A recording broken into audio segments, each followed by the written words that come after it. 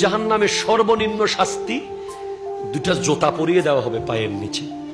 যে জুতা আগুনের জুতা পরিয়ে দেওয়া হবে, এই জুতা পরার সাথে সাথে মাথার মগজ টকবক টকবক করে ফুটতে থাকবে। এটা সর্বনিম্ন শাস্তি।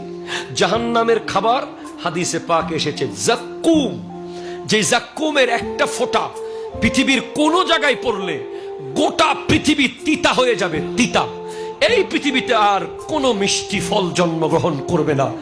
জাক্কুমের একটা ফোঁটা যদি পৃথিবীতে পড়ে, তিরমিজি শরীফের হাদিস, এটা এত তিতা ফল, এটা মুখের সামনে আনলেই অনেক দূর থেকেই এত বমি বের হবে, নারী বুড়ি সব বের হয়ে যাবে।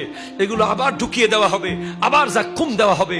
যারা সুদখোর, যারা ঘুষখোর, ওদেরকে মানুষের পচা গলা পচের গ্লাসের শরবত দেওয়া হবে। যারা শরাবি মদ পান করে, ওদের গলার মধ্যে শরাবের ভাণ্ড ঝুলিয়ে দেওয়া হবে।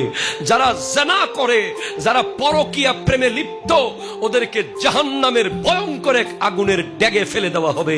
যেই আগুন বারবার তাদেরকে উপরে তুলবে, আবার নিচে ফেলবে, আবার উপরে তুলবে।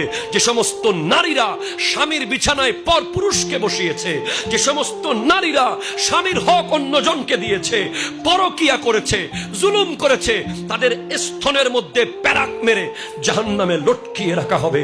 জাহান্নাম এত ভয়ানক, জাহান্নাম এত ভয়ানক। আর যারা মুনাফেক, যারা কথায় কথায় মিথ্যা বলে, মানুষের আমানত ফেরত দেয় না, ওয়াদা খেলাপ করে, তাদেরকে জাহান্নামের তলদেশ সমস্ত জাহান্নামীরা প্রস্রাব পায়খানা করে যেখানে ফেলবে সেখানে মুনাফেককে রাখা হবে। নাউজুবিল্লাহ।